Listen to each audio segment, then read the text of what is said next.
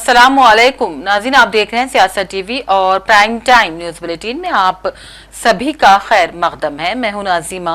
सबसे पहले नजर हेडलाइंस पर। जीएसटी की नई इस्लाहात से हमवतनों को होगा बहुत फायदा। वजीर आजम मोदी का कौम से खिताब।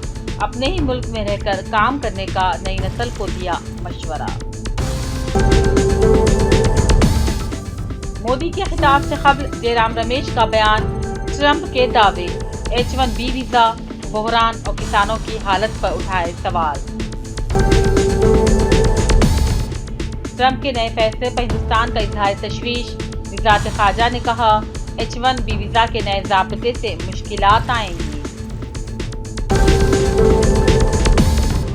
मशहूर गुलकार ज़ुबीन गर्ग का आखिरी दीदार करने के लिए गुवाहाटी में उमड़ पड़ा अवामी हुजूम।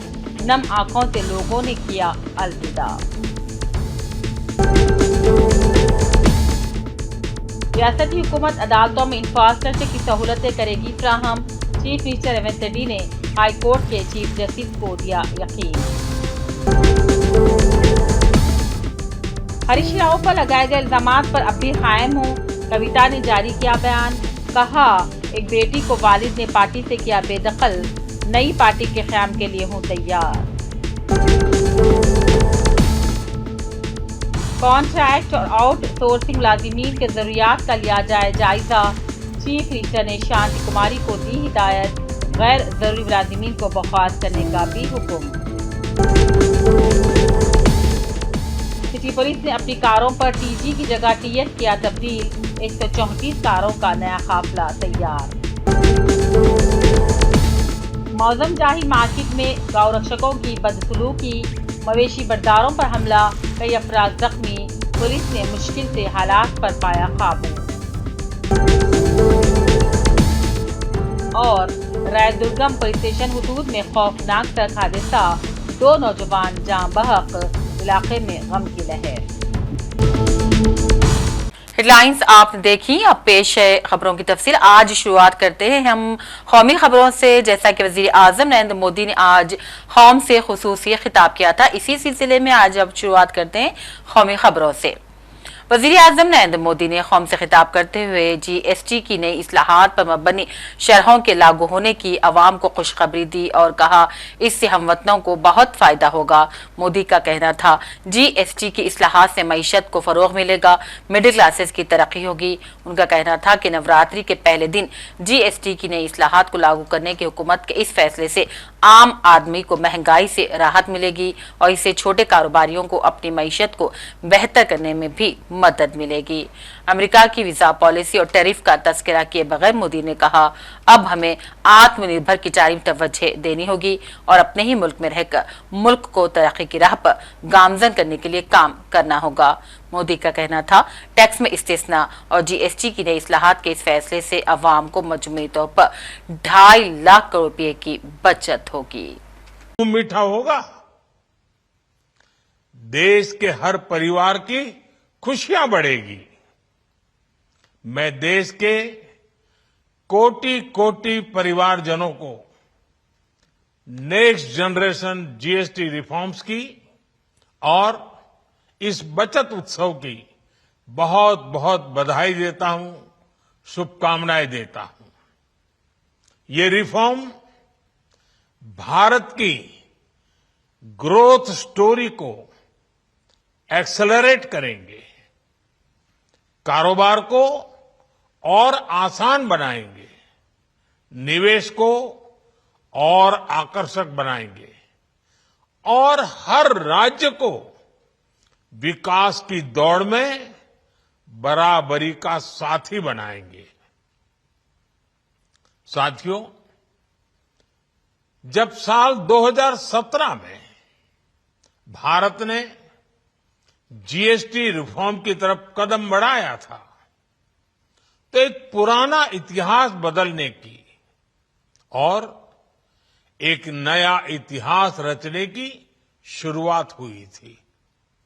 दशकों तक हमारे देश की जनता, आप सभी लोग, देश के व्यापारी अलग अलग टैक्स के जाल में उलझे हुए थे।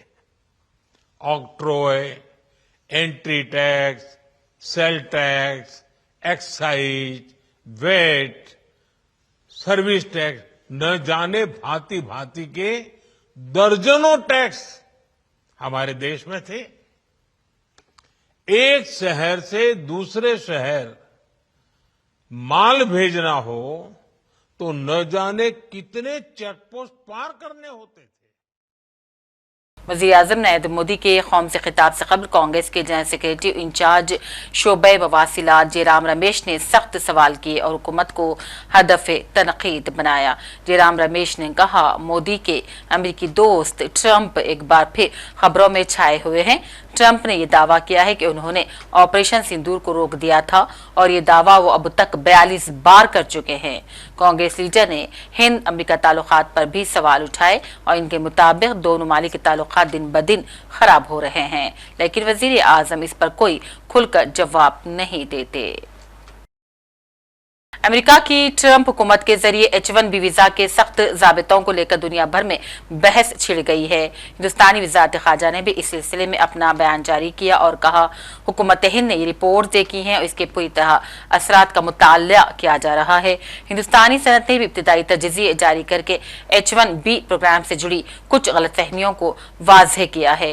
वज़ारत ख़ारजा हिंदुस्तान ने कहा, हिंदुस्तान और अमेरिका दोनों की सनतें इख्तिराअत और तख्लीक़ी सलाहियतों में दिलचस्पी रखती है और दोनों मालिक को इस मामले में सही रास्ता अख्तियार करने की उम्मीद है। वज़ारत ख़ारजा के मुताबिक हुनरमंद मुलाजिमीन की आमदरफ्त और तजुर्बात का इश्तिराक करना दोनों मुल्कों की तकनीकी पेशरफ्त, इनोवेशंस, इक़्तिसादी तरक्की, मुसाबिकत और दौलत बनाने में अहम ताउन देता रहा है। इस वजह से पॉलिसी साज हालिया इक़दामात का जायजा लेते हुए दोनों मुल्कों के आपसी फ़ायदा और मजबूत लोगों के ताल्लुकात को जरूर ध्यान में रखेंगे। बिहार के रहनुमा प्रशांत किशोर ने नीतीश कुमार के करीबी साथी अशोक चौधरी को कड़ी तनकीद का निशाना बनाया और कहा, अशोक चौधरी ने महज 2 साल में 200 करोड़ की जमीन के मालिक बन गए हैं। उन्होंने सवाल किया कि ऐसा कौन है जो 2 साल में 200 करोड़ रुपये कमाए हैं। यह ट्रस्ट को चलाने वाले जो लोग हैं, खासकर जियालाल आर्य, वो बहुत ईमानदार व्यक्ति हैं। उनकी रेपुटेशन है बिहार में, वो बहुत ईमानदार व्यक्ति हैं। तो मैंने ये कहा कि सर आप लोग देख लीजिए कि आपके ट्रस्ट के नाम पर भी ये प्रॉपर्टी जो खरीदी जा रही है, ये पैसे कहाँ से आ रहे हैं। ये उनको कहा, उन पर इल्ज़ाम नहीं है, इल्ज़ाम सीधा अशोक चौधरी पर है। 200 करोड़ रुपए से ज़्यादा की प्रॉपर्टी इन्होंने पिछले 3 साल में मंत्री रहते खरीदा है।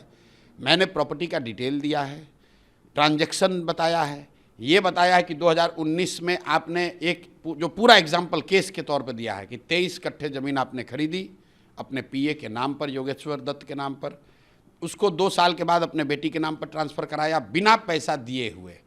पैसा बैंक से जो ट्रांजैक्शन हुआ है वो 10 लाख रुपए हुआ है, जो रजिस्ट्री ऑफिस में लिखा गया है वो 34 लाख रुपए है। उसके बाद इनकम टैक्स का इनको नोटिस आया। इनकम टैक्स ने ये कहा कि भाई 34 लाख की प्रॉपर्टी के अगेंस्ट में आप 10 लाख रुपये ही कैसे ट्रांजैक्शन किया है। तो उसके 4 बरस के बाद 2025 में इन्होंने 25 लाख रुपया अपने बैंक से फिर ट्रांसफ़र कराया है योगेश्वर दत्त के नाम पर। वो सारा बैंकिंग डिटेल मैंने जारी किया है।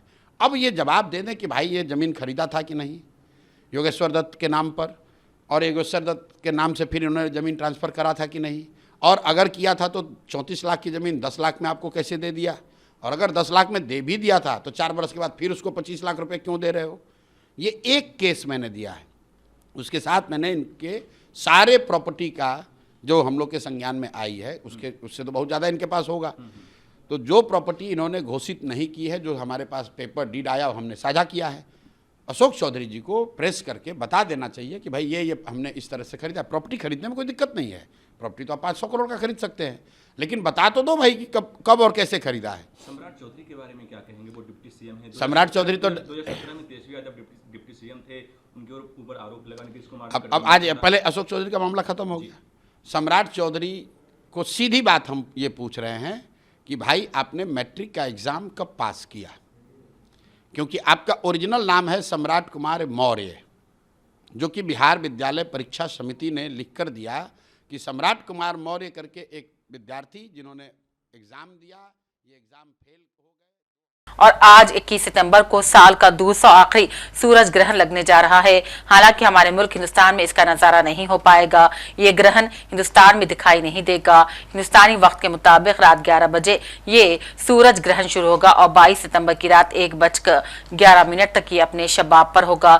ग्रहण 3:32 पर खत्म हो जाएगा और ये जुजवी सूरज ग्रहण रहेगा जो न्यूजीलैंड, ऑस्ट्रेलिया, अंटार्कटिका और जुनूबी बहरुल काहिल में ही दिखाई देगा। मशहूर गुलकार जुबीन गर्ग का ताबूत देर रात सिंगापुर से दिल्ली लाया गया। आसाम के वजीर आला खुद दिल्ली पहुंचे थे और उनके साथ मरकजी वजीर मुमलिकत मार्गरेटा और दिल्ली में तैनात आसाम हुकूमत के सीनियर अफसरान मौजूद थे। जुबीन गर्ग की मौत जुमा को सिंगापुर में समंदर में तैरते वक्त हो गई थी। जुबीन गर्ग की अचानक मौत पर सियासी रहनुमाओं, फनकारों से लेकर अवाम तक सैकड़ों लोग शहर के काबली पारा इलाके में आज जहानी गुलकार के फुटपाथ पर फ्लैट पर कतार में खड़े नजर आए। याली के गीत से मकबूलियत हासिल करने वाले जुबीन गर्ग आसाम और शुमाल मशरिक की आवाज समझे जाते थे। उन्होंने 2007 में इंडियन आइडल में तहलका मचाने के बाद आसाम और शुमाल मशरिक का नाम रोशन किया था और जब भी वो अवार्ड लेते तो कहते ये नॉर्थ ईस्ट के नाम रहेगा। उन्होंने मुतअद्दिद फिल्मों में अपने गीतों के जरिए नौजवान नस्ल को झूमने पर मजबूर कर दिया था और उनकी अचानक हादसाती मौत पर पूरा आसाम और नॉर्थ ईस्ट रंजीदा नजर आ रहा है। लोगों ने उन्हें खराज पेश करते हुए कहा 3 दिनों से पूरा आसाम सोग में डूबा हुआ है। वाज़ेह है कि जुबीन गर्ग की मौत 19 सितंबर को सिंगापुर में स्कूबा डाइविंग के दौरान हादसे में हो गई थी। इत्तलात के मुताबिक शुरुआत में उन्होंने तहफ़्फ़ुज़ाती ज़ाब्तों पर अमल करते हुए लाइफ जैकेट पहनी थी, लेकिन थोड़ी देर बाद उसे उतार फेंका और कहा जैकेट बहुत बड़ी है और तैरने में दिक्कत हो रही है। कुछ देर बाद जब वो समंदर में तैर रहे थे तभी अचानक उनकी हालत बिगड़ गई। फौरन लाइफ गार्ड्स ने उन्हें बाहर निकाला और सिंगापुर के अस्पताल मुंतकिल किया, लेकिन वो अस्पताल में ही जान बंद न हो सके।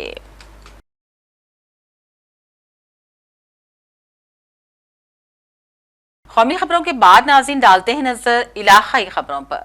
वजीर आला रेवंत रेड्डी ने हाईकोर्ट के चीफ जस्टिस अपरेश कुमार सिंह को यकीन दिलाया कि रियासती हुकूमत अदालतों में बेहतरीन इंफ्रास्ट्रक्चर की सहूलतें फराहम करेगी, मुख्तलिफ अजला की अदालतों में स्टाफ के तकर्रुर करेगी। चीफ जस्टिस ने अदालतुल आलिया के दीगर जजेस के साथ चीफ मिनिस्टर रेवंत रेड्डी से मुलाकात की थी और चीफ जस्टिस हाईकोर्ट ने नए तश्कील शुदा अजला में अदालती इमारतों और दीगर बुनियादी ढांचों के साथ साथ स्टाफ भर्ती की जरूरत के बारे में भी वजीर आला को वाकिफ करवाया। रेवंत रेड्डी ने चीफ जस्टिस को यकीन दहानी करवाई कि हुकूमत उठाए गए मसाइल को हल करने के इक़दाम करेगी। वाज़ेह है कि पेशरो BIS हुकूमत ने साल 2016 में रियासत के 10 अजला को तकसीम करते हुए 33 नए अजला तश्कील दिए थे। तेलंगाना जागृति सदर व MLC कविता ने कहा कि सियासत में जारहाना मौक़िफ़ न अपनाने वालों के लिए कोई जगह नहीं। हरीश राव और संतोष कुमार के खिलाफ जो इल्ज़ामात आयद कर चुकी हूँ मैं अब भी उन पर कायम हूँ। कविता के मुताबिक जस्टिस PC घोष कमीशन की रिपोर्ट का जायजा लें तो सब कुछ सामने आ जाएगा। कविता ने कहा कि नई सियासी पार्टी तश्कील देने उन्होंने कोई गौर नहीं किया है। उन्होंने कहा वो ऐसी बदनसीब दुख्तर हैं जिनके उनके बाप ने ही पार्टी से निकाल दिया है और अब वो आज़ाद हैं, कुछ भी कर सकती हैं। KCR ने भी नई पार्टी तश्कील देने से कबल सैकड़ों लोगों से बातचीत की थी और मैं भी इसी बातचीत में मसरूफ हूँ और कहा BRS के कई कायदीन मुझसे राबिते में हैं। चीफ मिनिस्टर रेवंत रेड्डी ने आला ओहदेदारों को अहकाम जारी करते हुए हिदायत दी है कि ज़रूरत की जगह ही कॉन्ट्रैक्ट और आउटसोर्सिंग के मुलाजिमीन का तकर्रुर किया जाए, गैर ज़रूरी तकरार न करने की हिदायत दें। चीफ मिनिस्टर ने कहा इस मामले में हुकूमत का कोई दबाव नहीं रहेगा। ओहदेदार आज़ादाना तौर पर शफाफ फैसले करते हुए ज़रूरत के मुताबिक कॉन्ट्रैक्ट और आउटसोर्सिंग अमले का तकर्रुर करें। उन्होंने कहा BIS के दौरे हुकूमत में बड़े पैमाने पर मुख्तलिफ शोबों में गैर ज़रूरी तौर पर ऐसे मुलाजिमीन का तखल्लुक़ करने की शिकायतें मिल रही हैं, जिसका जायजा लेने के लिए वो रिटायर्ड IAS ऑफिसर शांति कुमारी को इसकी जिम्मेदारी सौंप चुके हैं। चीफ मिनिस्टर ने इस कमेटी को जल्द से जल्द रिपोर्ट पेश करने की हिदायत दी है।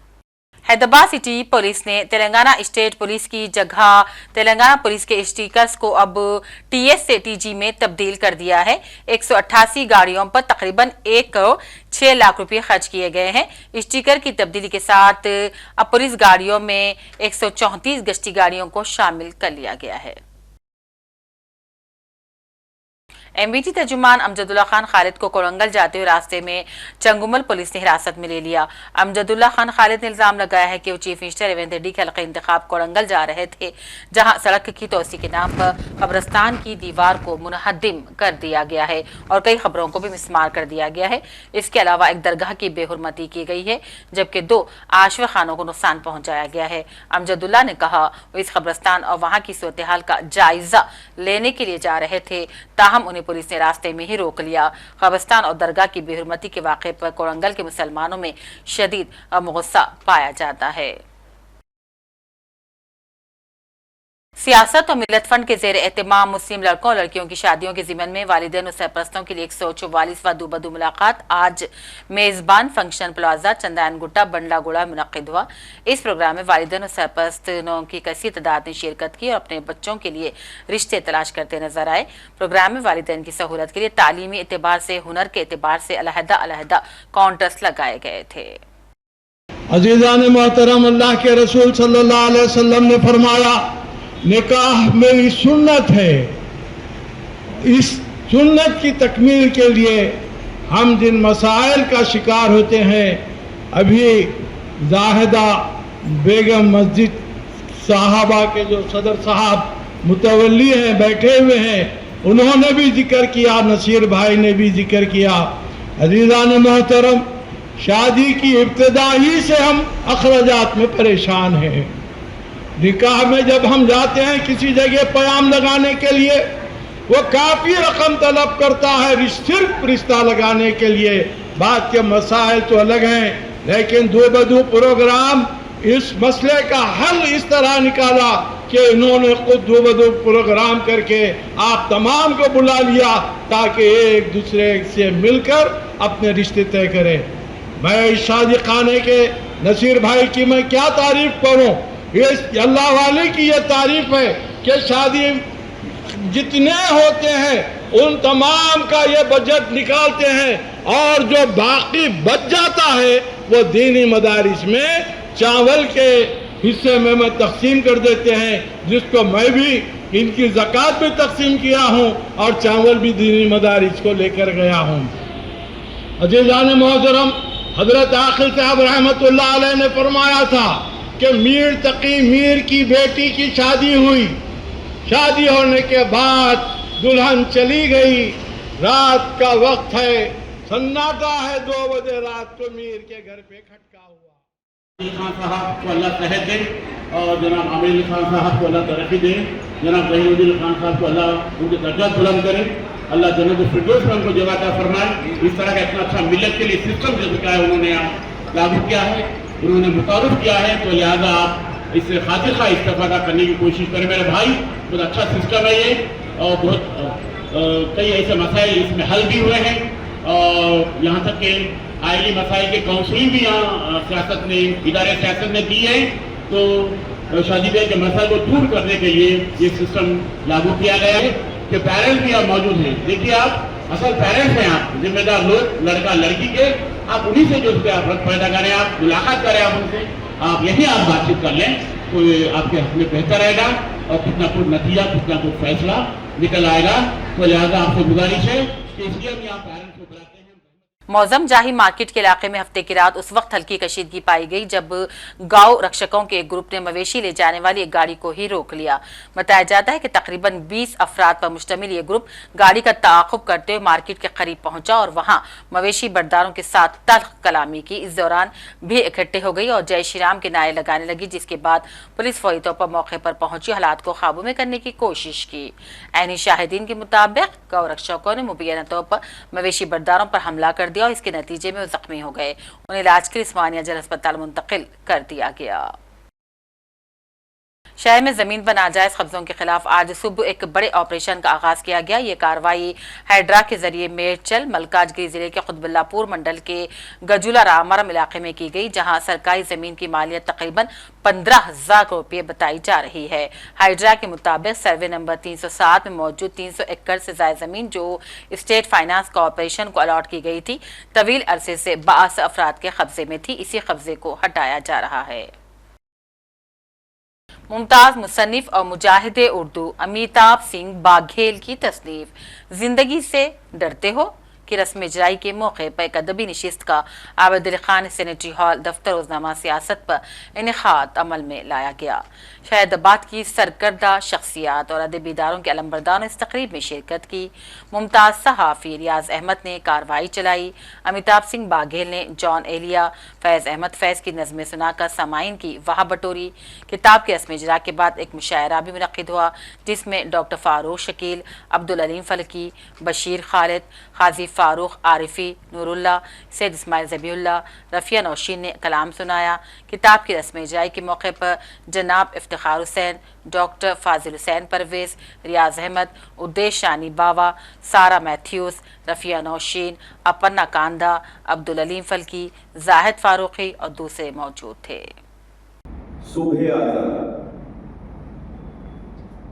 ये दाग दाग उजाला, ये शब गज़ीरा सहर, वो इंतज़ार था जिसका ये वो सहर तो नहीं, ये वो सहर तो नहीं जिसकी आरज़ू लेकर चले थे यार के मिल जाएगी कहीं ना कहीं फलक के दश्त में तारों की आखिरी मंजिल।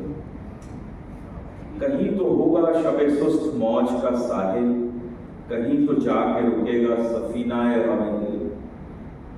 जमा लबों की पुरस्कार शाहराहों से चले जो यार तो दामन पे कितने हाथ पड़े आहों से।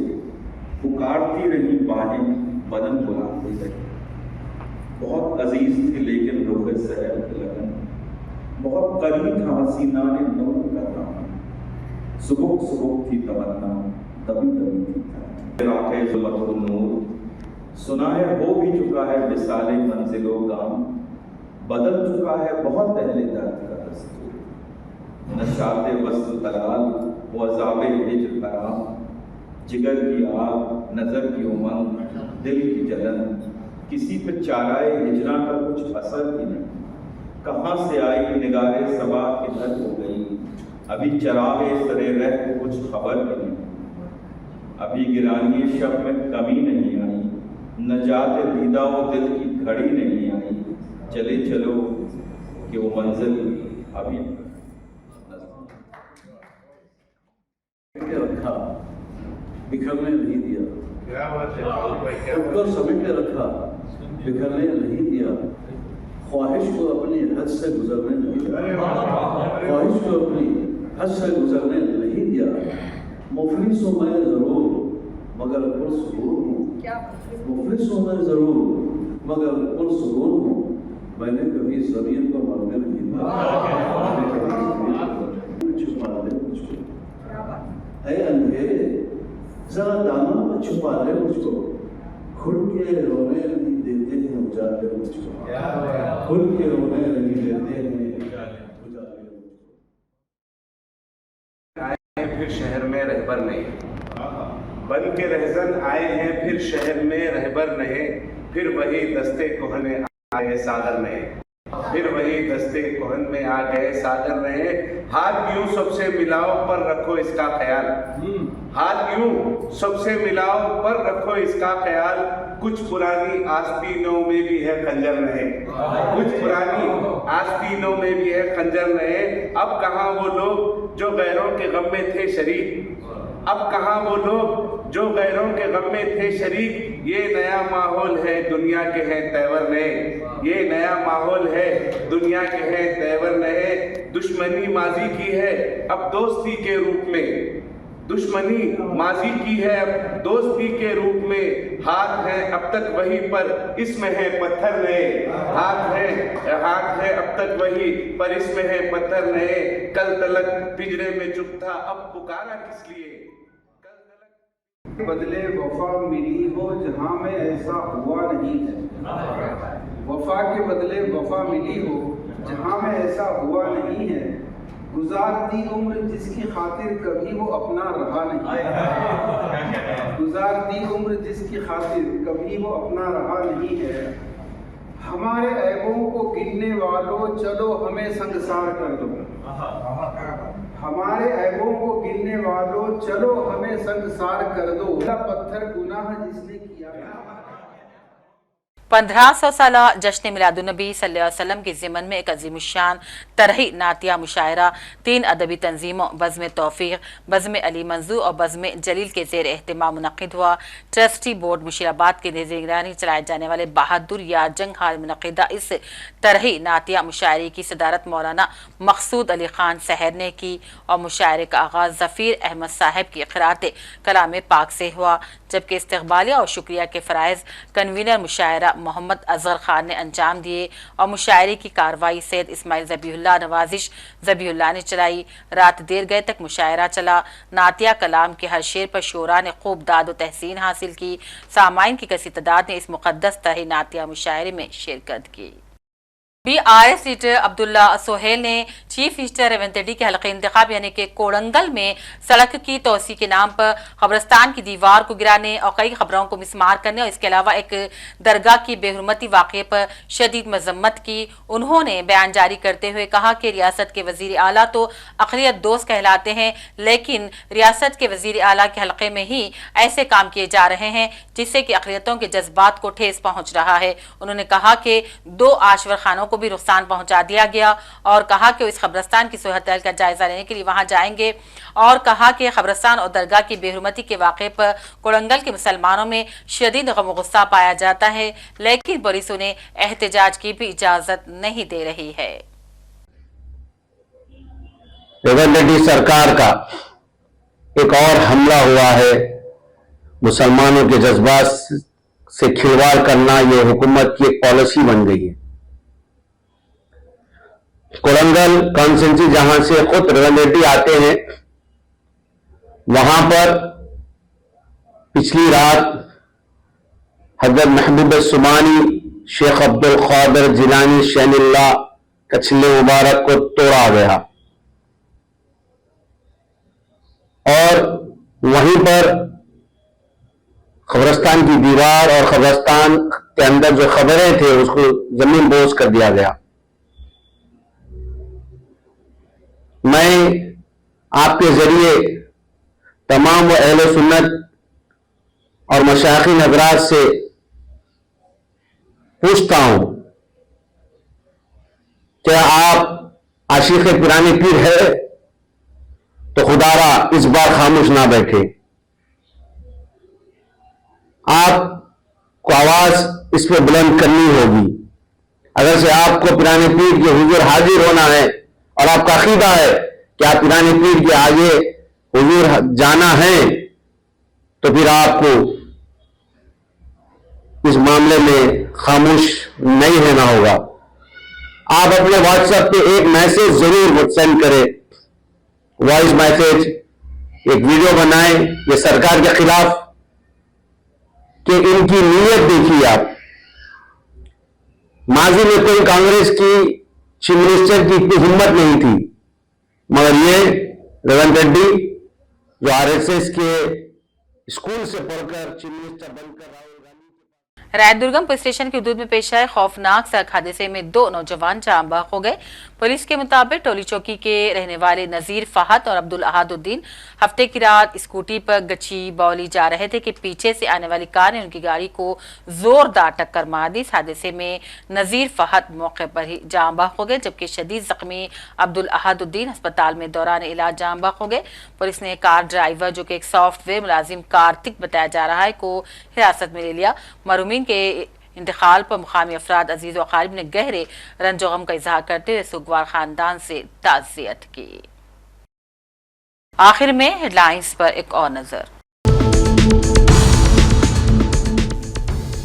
जीएसटी की नई इस्लाहात से हमवतनों को होगा बहुत फायदा।